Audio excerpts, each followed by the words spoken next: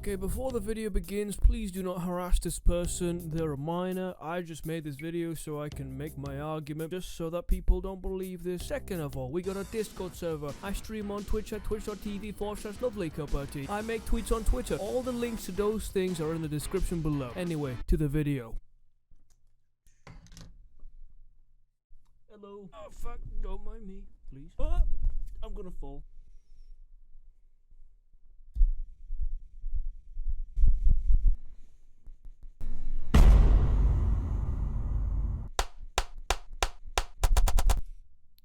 So we're back to this setup. Cum appreciation. Wait, cult appro-Asian. Cum appeasing Asian. Cultural peeling Caucasian. Cultural propane. Alright, cultural appropriation.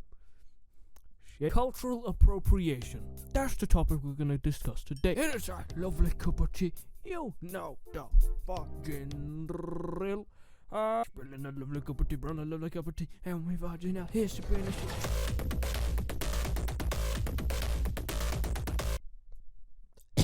So yeah, there's a dumb PPhead who thinks that eating sushi is cultural appropriation. Now, let me just get the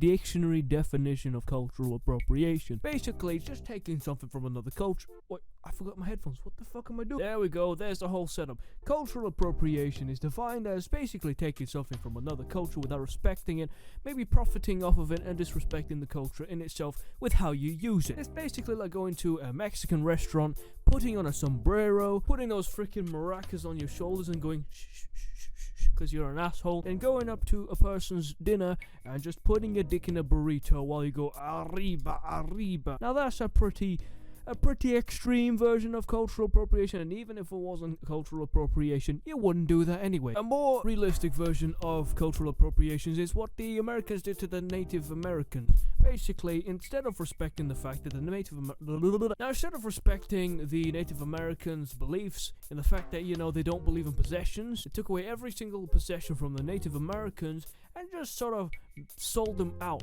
as possessions, profiting off of that culture in an immoral and disgusting way. So why do I talk about this? Well, because of the fact that the whole term, like every other term that has ever had some sort of meaning, is now gone and diluted to shit because of Twitter. Why? Well, it's just thrown away flippantly like a frisbee. Alliteration. Because idiots like to speak out loud.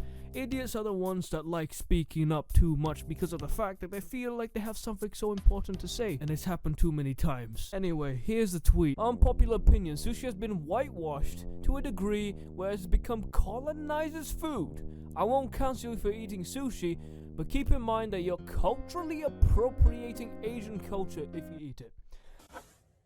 Bitch, are you dumb? Pardon me? Are you dumb? I think she's dumb. I think she's dumb. think Are you're you, like, medically speaking, are you like...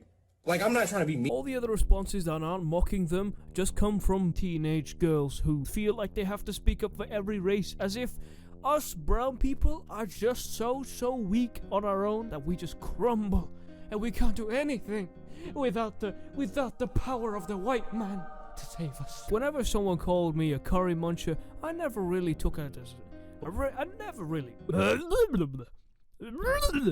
voice crack I have. Yoda impression bad it is. Whenever someone called me a curry muncher, guess what? I never took offense to it. Why? Because of the fact that, well, one, I'm not made of tea leaves. I can stand strong on my own 2 feet. And second of all, I actually took it as a compliment because of the fact that I could handle spice versus that one person I know that can't even handle ketchup because apparently that's too spicy. And yes, I've met someone who found ketchup too spicy. I'm no longer friends with them. There's a difference between using any sort of privilege you have to speak up for proper issues that matter versus trying to speak up for issues that don't even concern us or other people or other races because you feel like you have to prove that you're nice. When really, it just comes off as arrogant and stupid and dumb and ignorant and stupid and poopy. And it's so ironic because it says, Fiona is now based. You're as based as a fucking pie. You got a pie base for your brain. Yeah, let's just talk about the whole whitewashing thing, for example. Lots of foods from different cultures have been tuned to Western tastes. That's understandable. I've seen it too much with my type of food.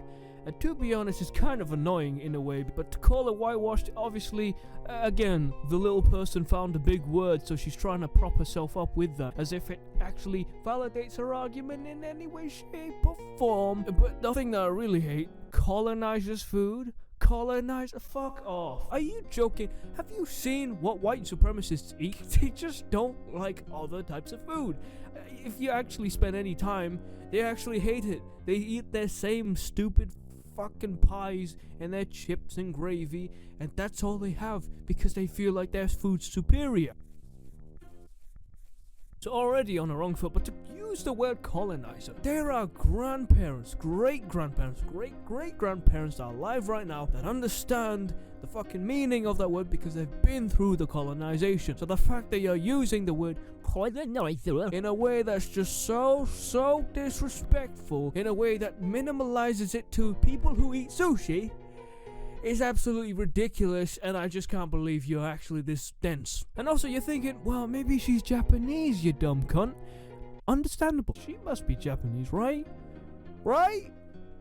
Surely. No. She's Latino. She's fucking Latino, and trying to make the argument that because she was discriminated by also the white man, she can speak up for Japanese people. Oh, sorry, this woman's making me sick. Her message is basically, oh, white man, keep your business outside of a Asian business, but you are sticking your head up the ass of the Asian business. I bet no one from Asia has ever asked you to make this post. This isn't like a Black Lives Matter movement. This isn't like, you know, the black people begging for a little bit of recognition for their problems. And then she goes on to say, culturally appropriate. You're not culturally appropriating, it's cultural appreciation. Lots of foods just come from different countries. That's just a fact. Could you imagine trying to grow actual nice bell peppers in England without any intervention? For fuck's sake, you can't even grow a pubic hair in this weather, never mind a fucking pineapple. As I said, cultural appreciation is not the same as cultural appropriation. Cultural appropriation is what Gucci did for one of their designs. Cultural appropriation is like, I don't know, like one of those white people who go into the porn industry, put on a sari because of fetishization. Also, let me just talk about fetishization, because look at this. This is the same person, I believe, and she says, I love Asian people. You wouldn't know how many times I masturbated in a non-sexual way to them. Please inform yourself. What? Masturbated in a non-sexual way to them. Bitch, are you dumb? Pardon me? Are you dumb? I think she's dumb. Is that not fetishization? Is that not appreciation in the wrong type of way? Is that not in itself disrespectful? The fact that you sort of minimalize Asian people to really nice sex dolls. How can you be so shameful yet so shameless? And also, how do you masturbate in a non-sexual way? What? You just go up to Asian people and just go, yeah, I really appreciate the work you're doing right here. You do so much service to the community. I love you so much. Konnichiwa. Ridiculous. I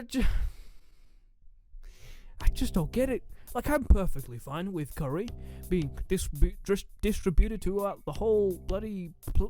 I'm fine with curry being distributed to England. For fuck's sake, Japan took sushi from China.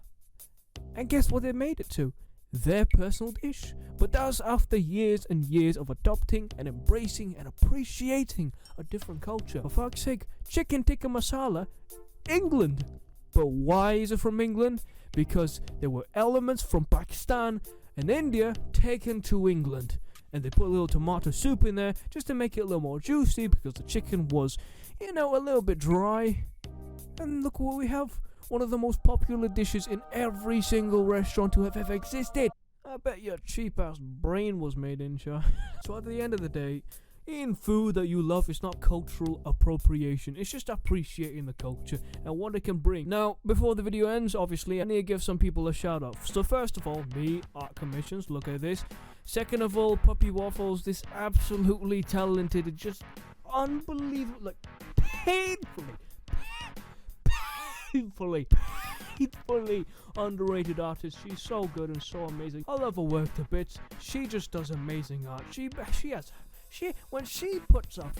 When she gets a pen onto a tablet, magic happens. Same with September Topaz. Oh, she's so painfully underrated. I might cry. There's also this woman. She's absolutely amazing. Happy Explosive. She does commissions. And also talking about commissions, there is this artist right here, this artist right there. Please follow them. Please, please, please. No one's asking me to do this. I just genuinely think their art is awesome. So yeah, that's it from me. Thank you for watching. Thank you for staying. Hopefully I can upload some more videos. Thank you for joining. Peace.